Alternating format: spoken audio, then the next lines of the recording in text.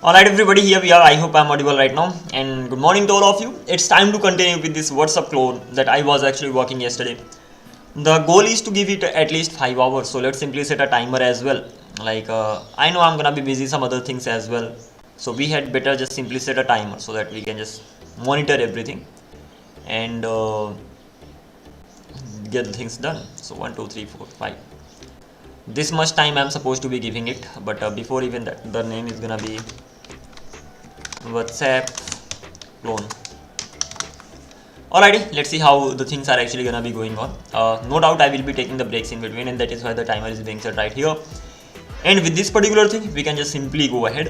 Before even that, let me make sure whether I am live or not, and let's see how the things are gonna be going on at the end of the day.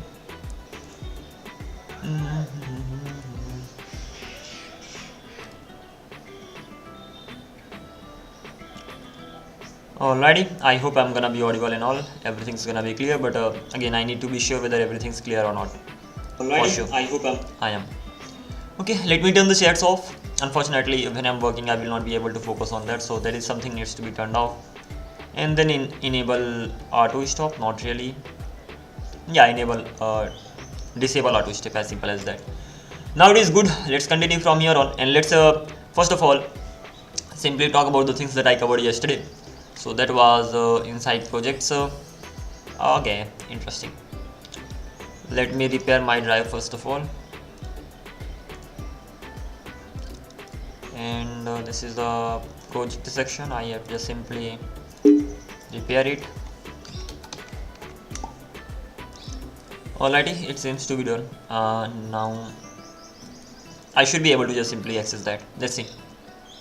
So other locations, projects, and here we are. I have to go to the WhatsApp clone project, and here I can just simply open it with code in the sense Visual Studio Code, of course I'm talking about that, and that's it. Let's simply close this from here. System. Okay, so far we have actually covered these many things. Let's even talk about all those things one by one. And I'm mainly gonna be starting from package.json. Some of the packages that I actually installed.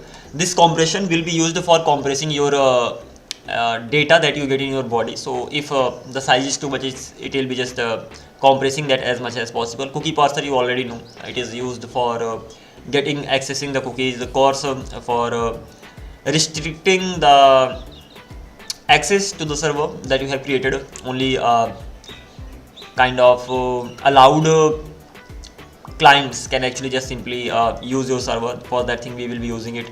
Cross env, this is mainly used for adding the environment variables in the script itself. So if you are adding some like node env and all, so at that time it can directly be added in the script. .env will be used for getting the environment variables from .env file. Express, you already know. Express file upload, this will mainly be used for getting the files. So if you are uploading some kinds of images, then you can just simply get the image in the request. So you can say request.file or files, and you will be getting those images, and that is why we are using this here. Express mongo sanitize, this is mainly used for sanitizing the data, so that the mongodb operator injection cannot happen. So ultimately people may inject some of the queries, and they might be not good for the backend or database, and that is why we will be just sanitizing all the queries that we get, ultimately data. Helmet, what is the use of helmet? Helmet is mainly used for what? It is mainly used for security purpose and all. It adds some various headers in your request or in your response ultimately, and it just simply increases the security thing and all. If you hover over it, you should be able to see the stuff. Not really. Okay, Morgan is used for just logging the I can say what, if you are getting a request. Okay, if you want to know more about that, at that time Morgan is going to be used. So in a nutshell, Morgan is used for logging the information about the request that comes on the server side. I will be getting deeper into it. And lastly, we have Winston. This will be used for logging the logs in a better and formatted manner. So these are the things that we have done over here. Cross env is being used here. That simply means if you want to have some kind of environment here, you can just simply use cross env, and this will be making it available, and that's it, nothing else. We are using normal here so that we can we don't have to restart the server over and over, it just does the job automatically. So let's simply close this. Next, inside index.js file, I'm not really gonna be having a lot, just few things. First of all, I'm getting this app from the app.js, we'll be talking about it, but before even that, I'm getting this logger file from config logger.config.js. of course, I have the port number. Then I'm creating the server. Ultimately, that's pretty simple thing. You are just simply running the app, and that you are just simply assigning it to a variable called server. That's it. Using this server, you can even stop the server, and depends on you, you can do tons of things. But what we are doing over here, first of all, we are handling this process.uncaught exception and process.unhandled rejection. Uncaught exception or unhandled rejection means, suppose you threw the error and that error did not get caught, okay, or you couldn't handle that rejection well.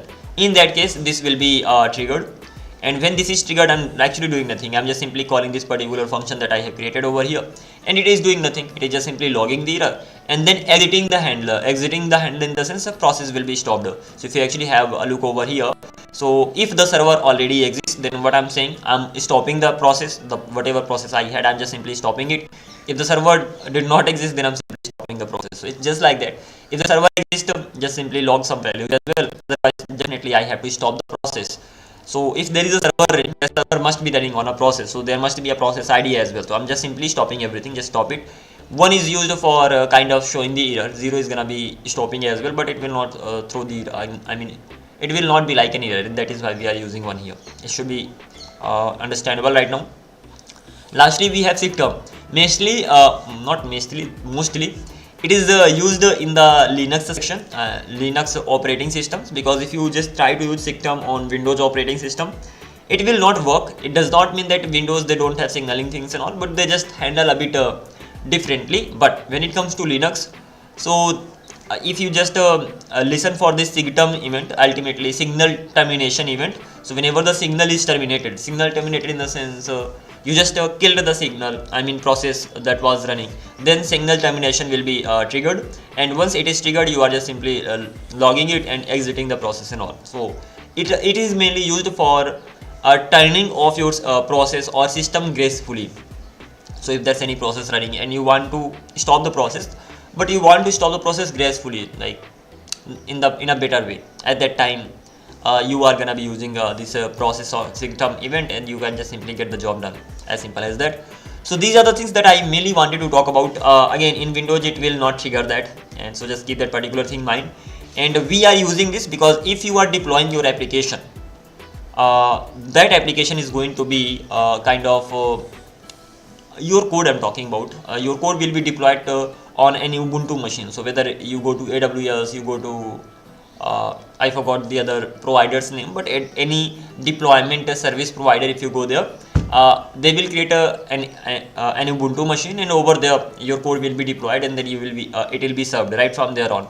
And if there is Ubuntu, that means SIGTERM is going to be used over there. That simply means you are good to go. You don't really need to worry about it whether it is actually being used or triggered in the Windows section or not. Okay, because at the end of the day, we will be working with Ubuntu. That's it, Linux. So this much we've done over here. And lastly, inside the app.js, I have some app related functions and all. Let's simply go through that. These are the packages, modules that I'm actually installing. .env will be used for getting the environment variable, simple, easy peasy. This Morgan, this is mainly used for, this is a HTTP logger middleware. That means whatever request you get, it will be just simply logging those requests and all. You will be, those requests are gonna be logged automatically. I'm not really using that anywhere else, but having said that, if you send any request, that request will be logged just because of this. So it is kind of a logger that simply logs the request that comes automatically. Okay, so I'm just, this is again a middleware. It will be used only in the development section. Then I have Helmet. This secures the app by setting various HTTP headers and all. So this is mainly for the security purpose. App.use express.json. So if you are getting some JSON format data from the client side, it will be parsing that. And if you are getting the data in the URL encoded format, ultimately you are using a form, and then using the form if you are sending some data, so that is in the URL encoded form format. Having said that, using a passport or something, not passport, postman, you can directly send the data in the URL encoded format as well. and if you are sending that, it will be passed using this particular middleware. Then we have Mongo sanitize. It simply sanitizes the data that you get, so that simple MongoDB injection cannot happen. Injection in the sense people can inject some malicious queries, and that might not be good for your database, and that is why we need to just handle this particular thing. Then we have cookie parser, will be used for getting the cookies and all. We have the gzip compression, ultimately compression. This will mainly be used for compressing your payload, whatever data you get in the response or request. If that goes through the middleware, that will be compressed, as simple as that. Then we have something called file upload. This will mainly be used for uploading the file. If you are using this middleware, and if you are just sending any file, at that time the file will directly be accessible in the request. So you can just simply say request.files and you will be able to get that. If you want to know more about them, you can just simply go through them more, but for now I think this much should be enough.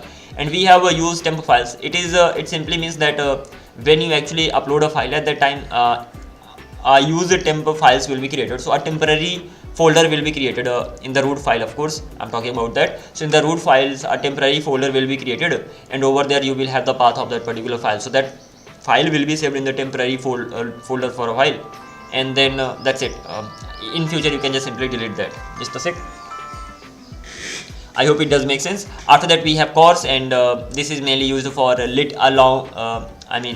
allowing request, letting the request ultimately hit these routes or not. So if the particular origin has been mentioned here, that will be allowed, otherwise that will not be allowed. That simply means if your origin, client origin or front-end origin hasn't been mentioned in the origin section of the server, you will not be able to hit the server. That simply means you will not be able to do anything with that. Okay, so these many things we have done, and the last thing that I actually wanted to dig deeper into, these things are understandable, right? I don't really need to worry about them. The important thing is this logger.config file. I've actually done a lot here. I've actually done quite a lot here. My English is just crazy. Never mind. Can't really do anything. But okay, I hope over the time it's gonna be better and better. But for now, let's continue with this thing. Turns out I have to. It's not like I know nothing, but it does not mean I know everything in this particular section. So I better just know more about this section well. So first of all, I'm creating enumerate error format. So I'm just simply gonna be getting the info, and once I got the info, I'm just simply insta.format info, if info.instance of error, object assign, and all things are going above my head. That is for sure. So what will I be doing? I will just simply be copying this whole thing. I will be giving it to the ChatGPT so that it can actually tell me about this code. Okay, overall I can explain it. Let me even do that. Explain. Just a sec. Let the ChatGPT explain it as well. Explain this code well.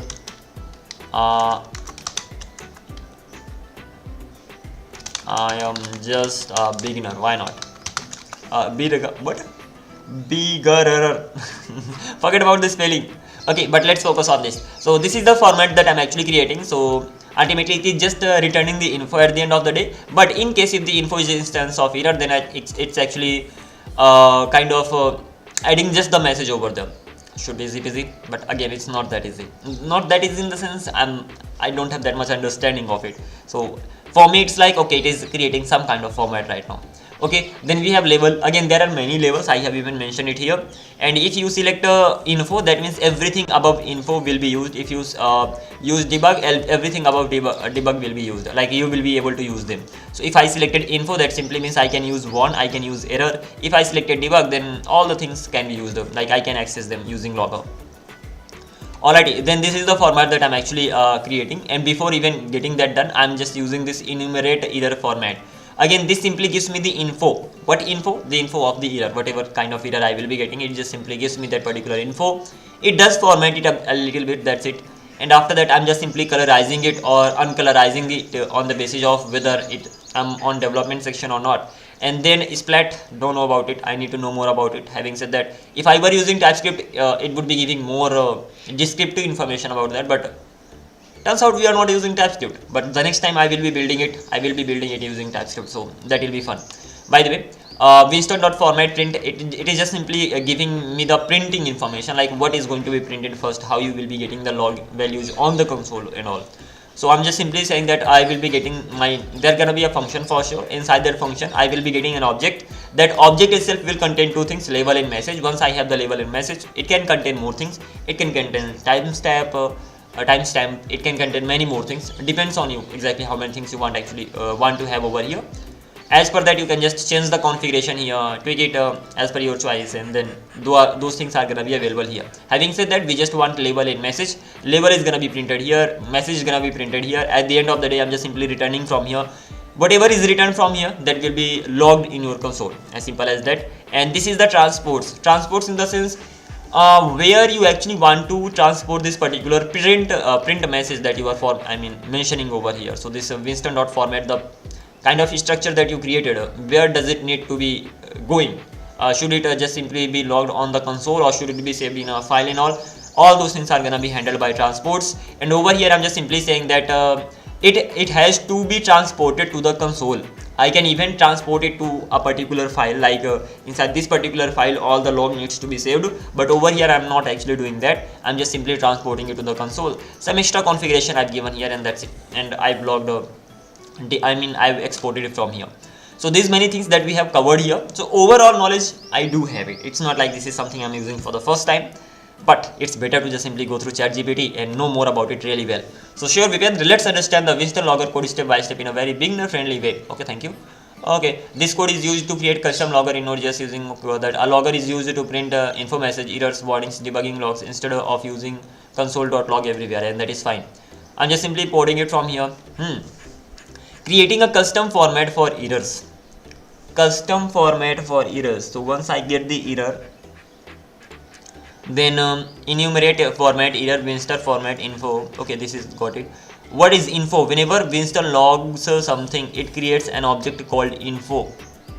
So when you give your message to Winston, it is going to create an object called info. So logger.error, that's what I was saying, something went wrong. So Winston internally makes something like label error, message is gonna be something went wrong, just like this. And this is obvious. I need to have the label, that is error. I need to have the message, that is something went wrong. Okay, so info is basically a log object. So info contains this much. Okay, what does this code do? If it checks if info instance of error, meaning if the thing being logged is an error object, though that is not an error object, but here new error, it is actually an error object, then it does object.assign info. It just simply assigns, wow, it just simply assigns the message, because info already has the label, info does not have the message. So info is being assigned the value of the message over here. But normally if you log an error object, Winston might only show error database failed. But because normally if you log an error object, Winston might only show this much, and that is why we are handling it over here. What it does simply, look, the message inside error can actually be an object, error object, or it can just simply be a message just like this. Okay, so if it is a message, you don't need to worry about it, but if it is an object, then we do need to worry about it. And especially what am I doing over here? If info instance of error, so inside info, if we are getting some kind of this particular error type, in that case I will be just info will contain the message, and the message is gonna be info.stack. Again, all these things are gonna be coming from the info itself. If that is an instance of error, then it will definitely have those things. Because normally you log an error object, Winston might only show, yeah, that's right, but you want the full stack trace like error database failed at this. So it replaces the message with the info.stack. So message in the sense all the stack I just simply get. This makes debugging much easier. Kind of quite understandable. Okay, the thing is that I'm using this to just simply format my error. That is it. I'm not literally doing anything. I got the error. I'm checking whether the error is in the best formatted manner or not. If that is not, then I'm formatting it. Okay, and how am I formatting it? Winston.format is, I'm just simply gonna be getting info over here. Info in the sense whatever the logger received, it will receive the label, it will receive the message. Once I've received them, then I'm simply checking whether the info that I actually got, that is the instance of error. It depends like what you are actually logging. If you are just simply logging a normal string message, then you won't have to worry about it. If you are not, then you will have to worry about it. Again, what I'm doing, object.assign, I'm just assigning. What am I assigning? I'm assigning message to the info. So info object I already had. Info object contains two things, label as well as the message, and I'm assigning message here. Info.stack, I'm just simply assigning the stack, because if that is the type of error, that is the instance of error, that simply means that will definitely contain the stack, and stack means the path of that particular error. So all the stacks related to the error are gonna be together, and I'm just simply gonna be assigning it to the message key, and that's it. And all this object is going to be assigned to the info. That's enough, as simple as that. So ultimately I will get the message value. So if that is the instance of error, then you are creating the message separately. If that is not, you are already getting the message, you don't need to worry about it. So far so good, it's been done. And over here it will just simply return the info. Once I got the info, I'm colorizing that. After colorizing, this does something I don't know what, and then after that when I'm printing that, I will be getting my label and message. Once I got them, I'm printing them here, and then I'm transporting them, and this should be done. I mean, should be easy to understand. Let's continue from here on. So where was I? Creating custom format errors. This is done, we won't need to worry about it. The next thing is that that we have to go through creating a logger. Again, logger, it just simply creates the logger, you don't need to worry about it. This creates a logger instance which you will use like logger.info, logger.error, as simple as that, pretty simple. Setting the log label process. Okay, debug means everything above debug you can use. Info means everything above info you can use. So this means if your app is in development mode, log everything including debug. If your app is in production mode, log everything, log only important things, like what is above info. So above info there is warning message, there is info, there is warning message, there is error, and allowed logs. And if that is equals to production, then info, warn, and error. As simple as that. If that is I'm on the development section, so I'm gonna be logging almost all the possible things, and if I'm on production, so I will be logging only important ones. Setting the format, how logs will look up. So format Winston combine, I'm just simply combining the format over here. So combine means applying multiple formats rules together, formatting rules together. So first of all, I'm formatting my whole info that I got. So this makes sure error show full stack trace. That's simple. Then add colors in development mode. So this is mainly used for adding the colorizing it. It's simply okay. In development, logs will be colorful. In terminal, in production, no colors, clean logs, as simple as that. And lastly, enable splat. This was something I wanted to know more about it. So winston.format.spat, this allows you to use placeholders like logger.info. Okay, so user.percentage logged in, and then username. So this way we can even just add the kind of message over here. I can use placeholders, and because of this winston.format.splat, I can just even use this. Let's simply copy it. This is something new that I wasn't aware of, and remaining things are okay. Then I'm just simply custom output format using printf. So this much will be printed, and once this particular thing is done, setting the transport where the logs go. The logs will be going to the console, and that's it. So what is transport? Transport means where the logs should be printed or saved. Console, remember, it can be printed as well, it can be saved as well. Console.terminal file log database could cloud logging service winston.transport console. So log will be printed in the terminal. stdir levels error. This means errors logs will go to stder error stream. Other logs go to normal output. This is useful because error logs are treated differently by the server and monitoring tools. Okay, that is mainly for the handling errors specifically, and that's it, nothing else. Alrighty, so overall things are done. The important thing is this, that this particular section logger.info, so allows placeholders. What is the job of it? Allows placeholders, just like this, and this should be it. And apart from this particular thing, we don't really need to worry about anything else. So we've done quite a lot. Okay, we have to go ahead and we have to just continue learning more and more things. It's already been 24 minutes. That simply means I'd better just simply hurry a little bit up. But that's it. Overall things are done. We have gone through all the code that's been written by me so far, and now it's time to just simply start writing more and more, and just keep going through this particular stuff. For that particular thing, I'm gonna be just simply sharing the screen of Visual Studio Code, and then at the end of the day, I will definitely be explaining the things and all, but for now, let's simply share the screen. Alrighty, just a sec. Here we are. Let's simply start sharing the screen. So the visual VS Code screen is being shared, and I will be turning myself off, so kind of muting myself. and yeah, that's gonna be actually a better way to do. Okay, I'm gonna be catching up soon once I'm actually done with the learning and all.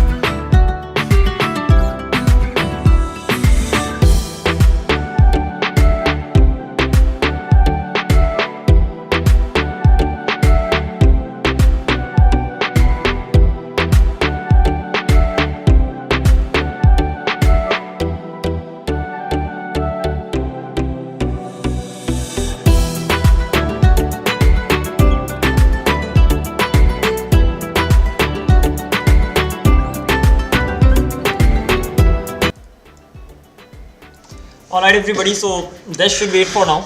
It's been how long? Don't even know. Let me check. Alrighty, so ultimately for 2 hours and 15 minutes we have studied.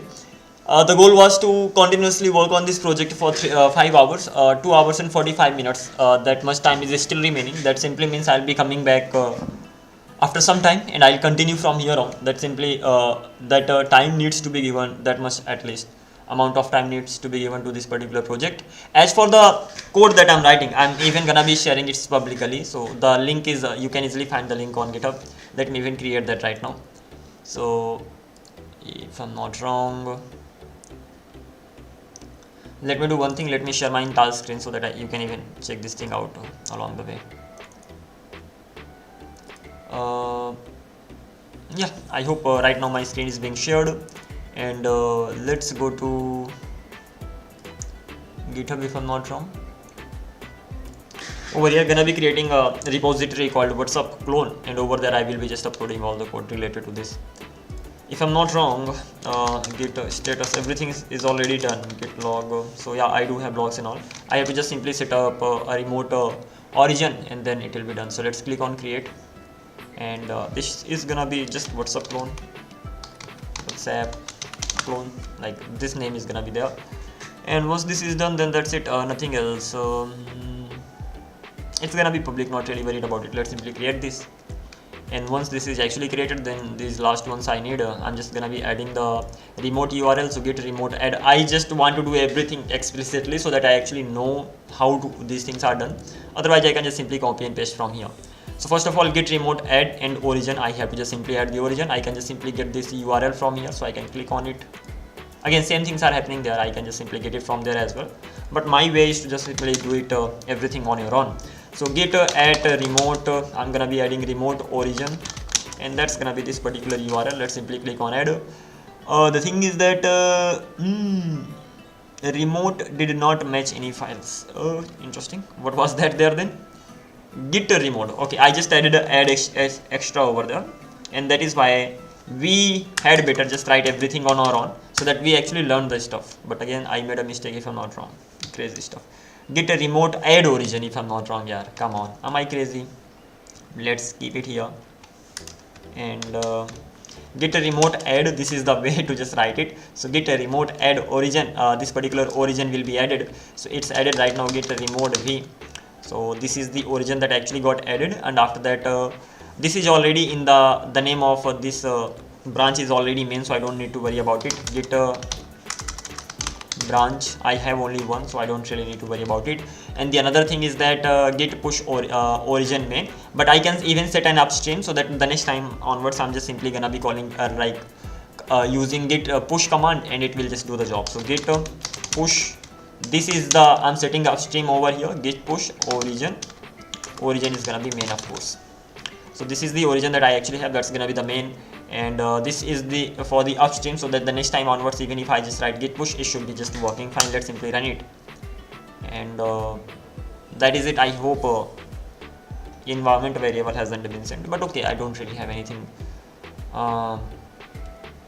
important here. Things are normal, so that's fine. Ls git push, right now even if I just do git push, it should be just working fine. Having said that, it will just simply say that everything is up to date. So this much I've done here, and if I just simply reload the page, so it turns out I've got it here. So if I just click on backend part, one more thing, I forgot to do one thing. I have to add sample env files, that I haven't done that yet. And as I haven't done them, then it's gonna be problematic for those people who actually just simply kind of clone this repository. And for that particular thing, first of all, let me have a .env file over here inside the front end section, not here. Inside the front end, I will have a .env file, and inside backend, I already have .env file. Inside backend, I will have a sample.env. I hope this is how it's written. I'm not sure whether this is the right way or not, but at least it will show you the sample way. And over here as well, .sample.env. This should be fine. At least on the front end side, I actually have nothing. And when it comes to the backend side right now, am I ignoring this particular file? First of all, let's check. Not quite. I'm not ignoring that. Only environment variable is going to be ignored. As for this thing, I will be just simply copying and pasting the stuff here. And as for this MongoDB, again, this is, I have already shared it publicly, so I don't really need to worry about it, but it's okay. This is fine. You have to just add your MongoDB URL over here, and that's add your own MongoDB MongoDB URL. Yeah, this is it, nothing else. Now get status, it must have been changed, so get add everything, git commit, add sample env files, git push. That's it, it should be done right now. And if I actually have a look over here, reload the page, so now I'm gonna be getting this .sample env file. So over here you can just simply check exactly what all you have to do. And this is the front backend part. Over here I've actually done these many things. Later again many things are gonna be added. For now I'm just gonna be going with this much, quite enough. Again, I have to come back and study for 2.5 hours at least, and then I can just switch to the next thing. But as for right now, let's check out the front end section as well.